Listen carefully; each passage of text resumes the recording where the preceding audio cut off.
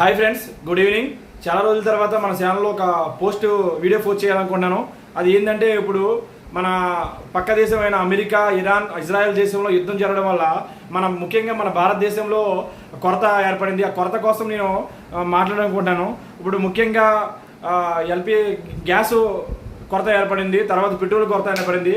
దీనికోసం మనం చేస్తున్న మిస్టేక్ల కోసం మాట్లాడుతున్నాను. ఇప్పుడు ఎక్కడో ఎల్పిజి గ్యాస్ కొరత ఏర్పడితే మనకి సిలిండర్ బుక్ చేసుకుంటే 20 days 30 days కూడా రాలేని పరిస్థితిలో ఉన్నాం. అటువంటి రోజుప్పుడు మనం గ్యాస్ని చాలా జాగ్రత్తగా వాడుకుని ఈ కొరత అనేది తగ్గించుకునే అవకాశాలు ఉన్నాయి. అదేవిధంగా పెట్రోల్ కొరత కూడా ఏర్పడింది.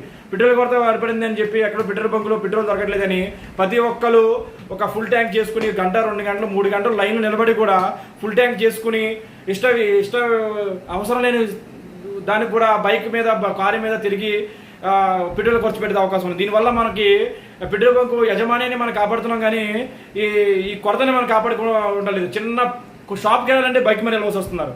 అదే షాప్కి బండి పక్కన పెట్టి నడుచుకుని వెళ్తే ఏమైందండి, 1 కిలోమీటర్ 2 కిలోమీటర్ కూడా బైక్ కావాలి, ర్యాపిడో బుక్ చేసుకోవాలి, ఓలా బుక్ చేసుకోవాలి. ఇటువంటి ఎందుకు వస్తున్నాయండి పీపుల్కి ఆలోచనలు? కొరత వచ్చిన దానికోసము ఆలోచించకుండా నడుచుకుని వెళ్తే ఏమైంది, బండి మీద పోవాలి. దీనికి ఫుల్ ట్యాంక్ కొట్టించుకుని ఇంకా పెట్రోల్ ఎక్కువ ఉందని చెప్పి ఇంకా ప్రయాణాలు చేసి దీనివల్ల యూజ్ అనేది ఎవరికి ఉందండి?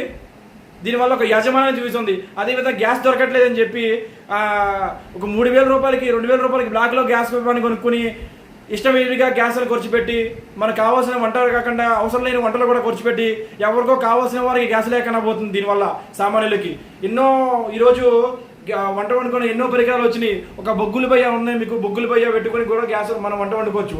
కరెంటు సామాన్లు వాడాల్సిన అవసరం లేదు. ఇటువంటివన్నీ వాడుకోకుండా చిన్న పల్లెటూరు వాళ్ళు కూడా ఈరోజు కట్టెల పొయ్యి కూడా పెడతలేదండి. ఇంత 2,000 రూపాయలు కాబట్టి 4,000 రూపాయలు గ్యాస్ కొనుక్కునైనా వాడడానికి జనాలు అంత ఇదిగా తయారయ్యారు. దీనికోసం నా ఆవేదన చూపిస్తున్నాను. చూడండి, మనకి లేనప్పుడు ఎంత మంచిగా వాడుకోవాలో అర్థం చేసుకుని గ్యాస్ కానీ పెట్రోల్ కానీ మీరు తగినంతగా వాడుకొని లేని వాళ్ళకి అది యూజ్ అవుతుందని నా భావన. ఈ వీడియో మీకు నచ్చితే షేర్, లైక్. Thank you.